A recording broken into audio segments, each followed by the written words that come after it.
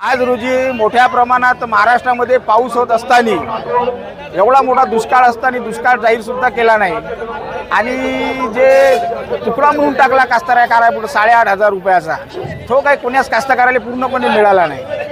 आणि आज सोयाबीनचा जर दर पाहिला तर MRP 5,300 आहे गव्हर्नमेंट खरेदी, पण प्रायव्हेट खरेदीमध्ये ते विकायला नेला कास्तकार का ते 800 रुपये आणि 1200 रुपये चालले। आज कापसाले हमीभाव बरोबर भेटत नाही। आणि 4 ते 5 दिवसाआधी मुख्यमंत्री देवेंद्र साहेबांनी असं म्हटलं होतं की तुमची MRDची नोंदणी म्हणजे नोंदणी ते आता येणाऱ्या 30 तारखेला चालू करतील, म्हणजे नोंदणी चालू करतील आणि तिथून 1.5 ते 2 महिन्यांनी त्या कास्तकाराचा शेतकऱ्याचं नाव येईल, त्यावेळेस तो माल त्या म्हणजे मार्केटमध्ये तो नेईल इथून 1.5 महिन्यांनी।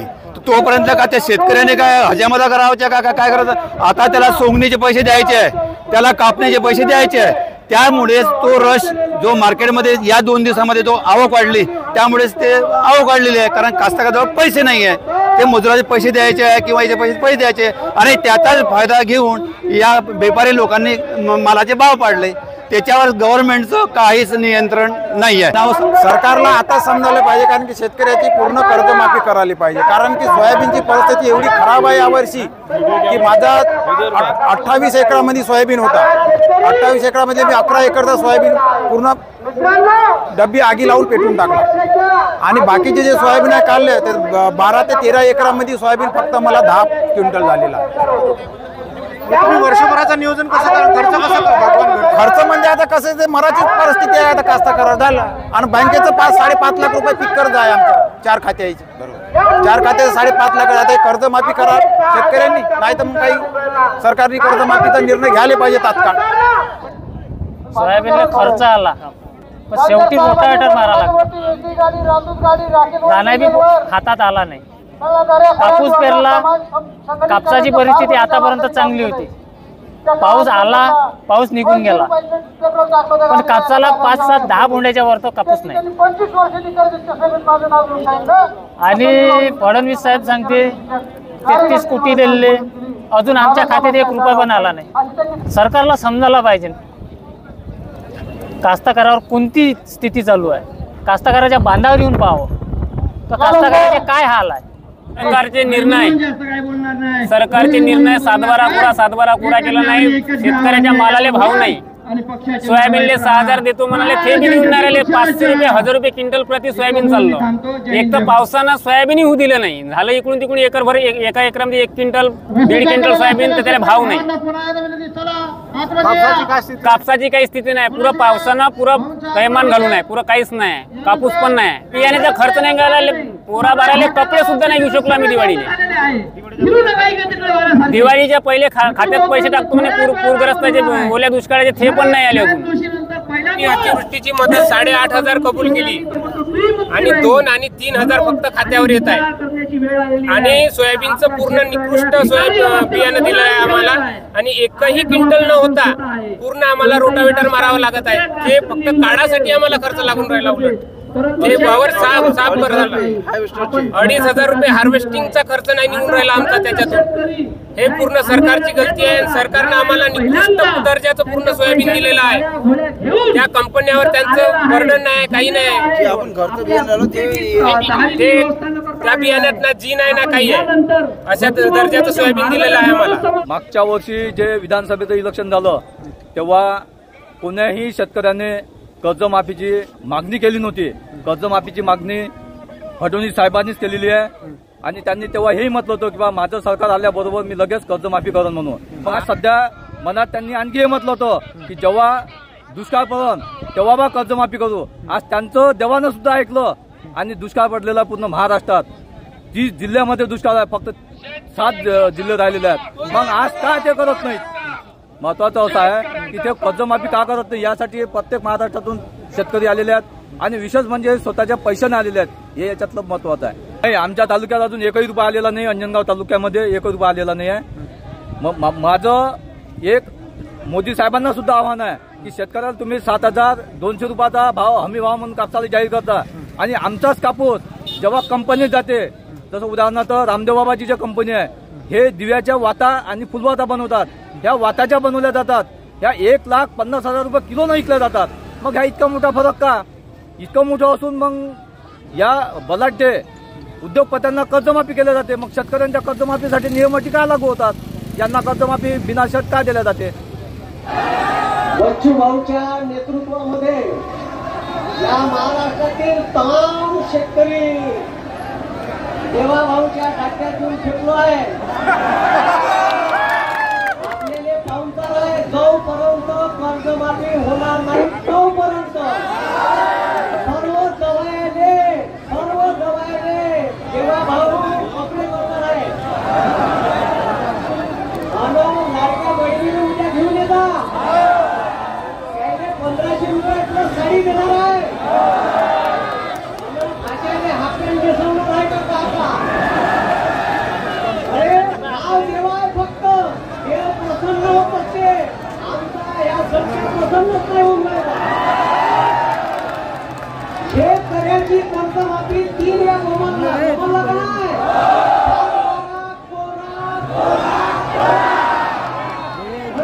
अजूनही 7-12 कोरा केला. बच्चू भाऊनं मोगरीने आंदोलन केलं होतं. आपल्याला सोयाबीन रुपये सोयाबीन हमी भाव आहे. आणि आपल्याला सांगितली त्या बंडूला हलवण्यासाठी आम्हाला आमच्या कापसाले भाव पाहिजे. फोटो द्या. आपण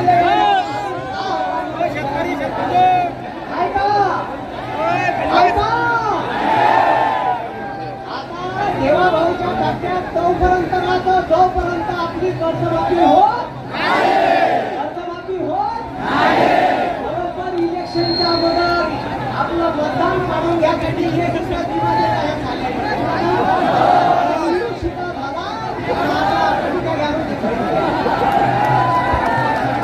आता तुम्हाला सांगून राहिलो, याचा 1 रुपयाचा पीक विमा रद्द केला. पुराणा पीक केलं तर पीक विमा काढून तुम्हाला नुकसान भरपाई घेतला. अनेक तालुके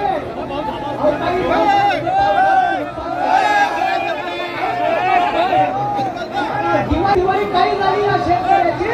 सोयाबीन पिकलं नाही आणि त्या सोयाबीनने भाव सुद्धा नाही आहे. कापसाला भाव नाही. त्या मोदीनं 11% आयात शुल्क होतं कापसावर, ते शून्य केलं आणि आपल्या कापसाचे भावही पडल्याशिवाय राहणार नाही. म्हणून आम्ही कर्जमाफी मागायला आलो नाही, आम्ही पीक मागायला आलो नाही, आम्ही कर्ज मुक्ती मागायला आलोय, माफी नाही. आणि सोयाबीनला जर तुम्हाला भाव देता येत नसेल, सोयाबीनचा भाव हा तेलावर कमी आणि डीओसीच्या निर्यातीवर जास्त अवलंबून असतो. डीओसी म्हणजे सोयाबीन. 4 वर्षापूर्वी 23 लाख मेट्रिक टन सोयाबीन निर्यात झाली, म्हणून सोयाबीन आपली 8,000वर गेली होती. त्याच्यानंतर सोयाबीन निर्यात झाली नाही. या देशामध्ये 100 ते 125 लाख मेट्रिक टन सोयाबीन दरवर्षी तयार होतं. त्याच्यातून 1 किलो सोयाबीन क्रश केले की 18% तेल निघतं, 80% डीओसी निघते. आपल्या देशामध्ये 100 लाख मेट्रिक टन डीओसी तयार होत असताना 65 लाख मेट्रिक टनाची आपल्याला गरज आहे. उरलेली डीओसी परदेशामध्ये निर्यात करा, बरोबर सोयाबीनचे भाव 8,000वर गेल्याशिवाय राहणार नाही. ही सरकारची आजची मागणी आहे. कापूस आयात करण्यापेक्षा कापूस निर्यात करा, ही सुद्धा आमची मागणी आहे. कापसाच्या गाठी निर्यात करा आणि कर्जमुक्ती हा आमचा नैतिक अधिकार आहे. अरे हरामखोरांनो, तुमच्या धोरणामुळे आमच्यावर कर्ज झालंय, आमच्यामुळे आमच्यावर कर्ज झालेलं नाहीये. सोयाबीन मध्ये लुटलं, कापसात लुटलं, ऊसात लुटलं, आमच्या पिकावर तुम्ही दरोडा घातलाय, म्हणून आम्ही कर्जबाजारी झालो. तो आमचा नैतिक अधिकार आहे. आज खेड्यापाड्यामध्ये अशी परिस्थिती आहे, हक्क मागायला आलोय. सरकारला वाटत असेल की आमच्याकडे मेजॉरिटी आहे, आमच्याकडे बहुमत आहे. या शेतकऱ्यापेक्षा या देशात कोणतंच बहुमत मोठं नाही, ही गोष्ट लक्षात ठेवा. शेतकरी हे आमचं बहुमत आहे. तुम्ही काय म्हणता, अरे नेपाळमध्ये जसं मंत्र्याला तुडू हल्लं ना,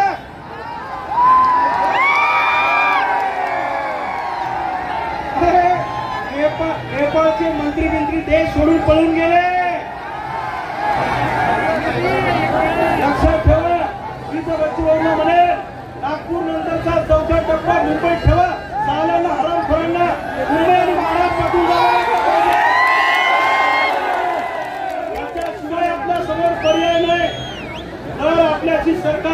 लागणार नसेल या सरकारच्या उरावर बसावं लागेल. माझ्यावर 100 पोलीस केसेस आहे. आम्ही आत्महत्या करून मरणार नाही. मरता क्या नाही करता. अरे आम्ही तसेच मरायला आलेलो आहे. आम्ही असे मरणार नाही. तुमच्यासारखे 5-10 घेऊन गेल्याशिवाय राहणार नाही. आम्ही काही फक्त बोलबच्चन नाही, नुसतं भाषणबाजीवाले लोक नाही. जो बोलता हो करतावाले आम्ही लोक आहेत. लक्षात ठेवा. मी महाराष्ट्रातल्या तमाम शेतकऱ्यांना धन्यवाद देतो की लोक म्हणायचे की शेतकऱ्याचं मजबूत संघटन होऊ शकत नाही, पण आज तुम्ही महाराष्ट्राला दाखवून दिलं की शेतकरी सुद्धा एका झेंड्याखाली एकत्र येऊ शकतो. पक्षाचे झेंडे बाजूला ठेवू आणि शेतकरी म्हणून एकत्र येऊ हा नारा गावागावामध्ये आपल्याला द्यायचा आहे. आता इथून पुढे आत्महत्या करायची नाही. इथून पुढे मरायचं नाही. किती संकट आलं तरी मरायचं नाही. जसं बच्चूभाऊंनी सांगितलं आमदाराला कापा, मी त्याच्या पुढे जाऊन सांगतो 2-4 मंत्र्याला कापा. पण आता माग हटायचं नाही आणि मरायचं तर अजिबात नाही. गोष्ट लक्षात ठेवा.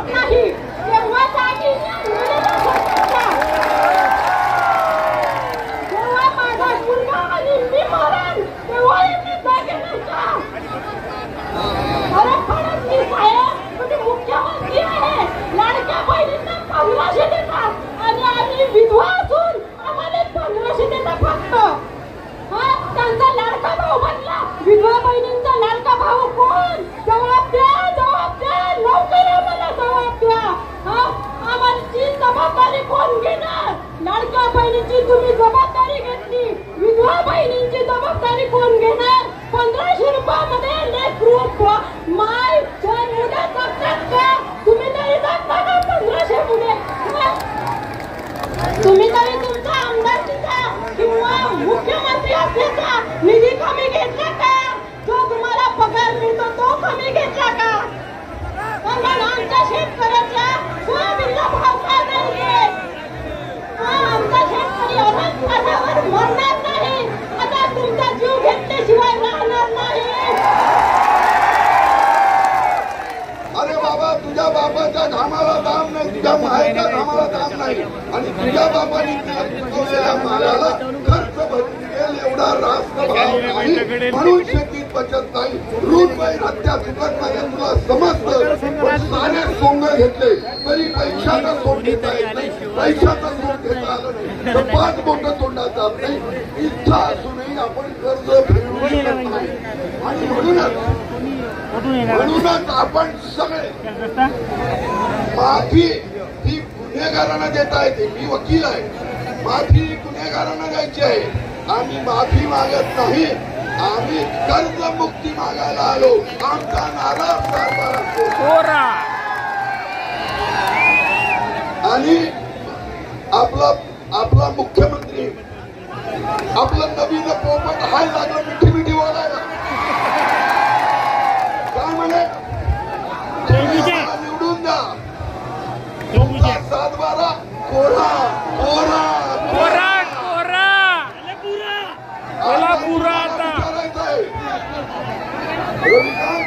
मुंबईला जायची गरज नाही. मुख्यमंत्र्याचं माहेर इथेच आहे.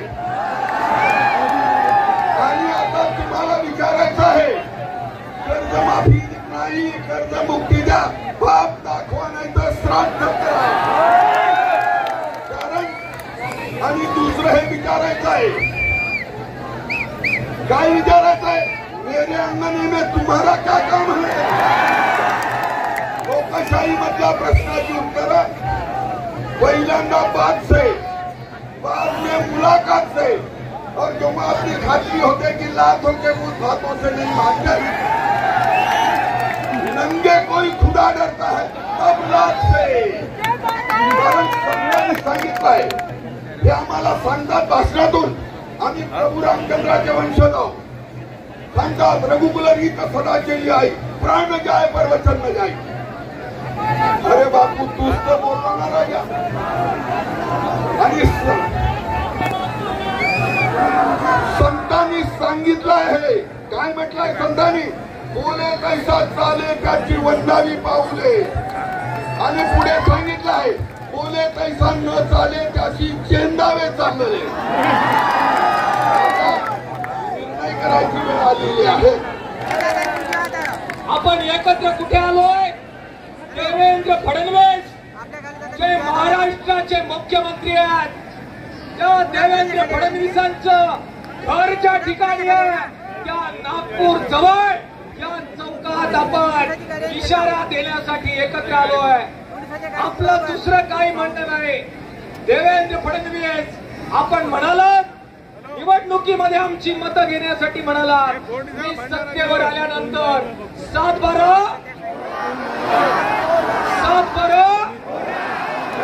अरे तो बोलतो तसं वागत नाही. त्यातला मुख्यमंत्री होण्याची त्याची लायकी नाही हे सांगण्यासाठी आम्ही आलेलो आहे. ते आता समोरासमोर येणार नाहीत, ते आता आमने सामने येणार नाहीत, ते कोर्टाची मदत घेतील. त्यांचे काही लोक कोर्टात पाठवतील आणि म्हणतील रस्ते ब्लॉक झाले, सामाजिक अशांतता निर्माण झालीये, आंदोलन मागे घ्या. परंतु देवेंद्र भाऊ, तुमचा हात कावा तुमच्या जवळ राहू द्या. या महाराष्ट्रामध्ये एवढ्या शेतकरी पोरांना कोंडून ठेवतील, तुमच्या बापाने एवढे तुरुंग तयार केलेले ते तुरुंग कमी पडतील, पण शेतकऱ्याची पोरं शेतकऱ्याच्या बापासाठी आणि आईसाठी जेलमध्ये जायला सुद्धा माघार देणार नाही हा संदेश देवा भाऊ. त्यामुळे तुमचा न्यायालयाचा कावा जरा सांभाळून यावेळी करा. तुम्ही प्रत्येक वेळी डाव टाकाल, चळवळी फोडाल, तो काळ निघून गेला. आम्ही हुशार झालेलो आहे आणि त्यामुळे लवकरात लवकर शेतकऱ्याची कर्जमाफी करणारा दिलेला शब्द मुख्यमंत्र्यांना पाळावा, हीच आपल्या माध्यमातून त्यांना हे करतो. ज्यावेळी देवेंद्र फडणवीसांनी 7-12 कोरा कोरा कोरा असं सांगितलं, त्यावेळी अजित पवार काय झोपा काढत होते काय? काही वेळा ते राज्याचे अर्थमंत्री होते. का नाही त्यावेळी देवेंद्र फडणवीसांची पॅन्ट ओढली? ही असली घोषणा करू नका, हे आपल्याला पेरणार नाही म्हणून. म्हणजे यांना आपल्याला फसवायचं होतं हे लक्षात ठेवा. यांनी फसवून आपली मतं घेतलेली आहेत आणि आता 7-12 कोरा करायला यांच्याकडे पैसा नाही असं सांगतात. अरे शेतकरी काय भिकारी आहे का? त्याला 7-12 कोरा करायची मागणी करावी लागते? याचं कारण यांच्या धोरणामुळं आज यांच्या हमी भावापेक्षा 1500 रुपये कमीनं कापूस विकायला लागायला लागलेला आहे. यांच्या हमी भावापेक्षा जवळजवळ 2000 रुपये कमी किमतीमध्ये सोयाबीन विकायला लागले. यांच्या हमी भावापेक्षा जवळजवळ 1000 रुपये कमी किमतीमध्ये मका विकावा लागायला लागला आहे. यांच्या हमी भावापेक्षा कमी किमतीत आता तूर विकावी लागणार आहे. हे कशामुळं? यांनी परदेशातल्या शेतकऱ्यांना पैसा कमावता यावा म्हणून बाहेरच्या देशातून भरमसाठ आयात करून ठेवलेले आहे. यांचा लाडका उद्योगपती अदानी याला आयातीमध्ये पैसा कमावता यावा म्हणून आयातीमध्ये सवलती दिलेल्या आहेत, त्याच्यावरचा कर कमी केलेला आहे आणि म्हणून महाराष्ट्रातला शेतकरी तोट्यामध्ये गेलेला आहे. अरे जरा लाज वाटली पाहिजे. गेल्या 4 महिन्यापासून महाराष्ट्रामध्ये पाऊस पडतोय आणि या पावसामुळं महाराष्ट्रातला शेतकरी उद्ध्वस्त झालेला आहे. त्याचं पीक हातातलं गेलेलं आहे आणि आता रब्बीचं पीक कसं पेरायचं या विवंचनेमध्ये तो शेतकरी आहे आणि तुम्ही त्याची चेष्टा करायला लागलेला आहे. हा शेतकरी तुमच्या उरावर बसल्याशिवाय राहणार नाही, एवढाच इशारा मी सरकारला देतो. शेतकऱ्याचा 7-12 कोरा करायला जर तयार नसतील तर अर्ज विनंती करून नव्हे, भीक मागून नव्हे, यांच्या नरड्यावर पाय घेऊन आपला 7-12 कोरा करायचा.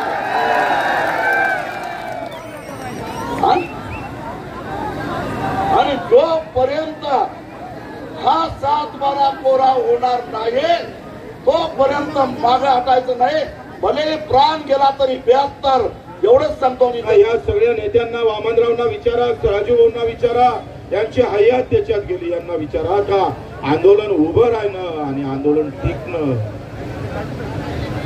खूप मोठी गोष्ट असते. एवढं सोपं नका सर. आणि एकदा जर आंदोलन थांबलं आणि संपलं तर पुन्हा उभं राहिले वर्ष चालले जातात. आपला शेतकरी समाज तुम्हाला माहित आहे, जात पात धर्म पंथ पार्टी, आता जिल्हा परिषदची तिकीट भेटत असेल तर याच्यातला चालला जाईल. मित्र, आंदोलन उभं राहणं आणि टिकणं फार महत्वाचं असतं. तिथं बसून मुंबईतल्या काही लोक आम्ही पाहतो गणित ठरवत असेल, किती जण टिकते ते पाहू.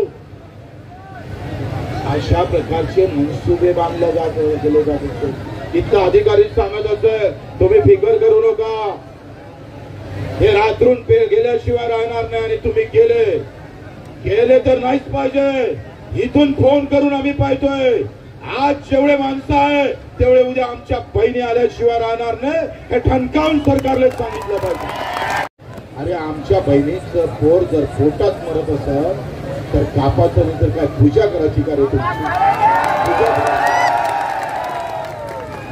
आम्ही सांगितलंच होतं की तुम आहे तो गांधीगिरी से, नहीं आए तो भगत सिंह गिरी से उड़ा देंगे साले को.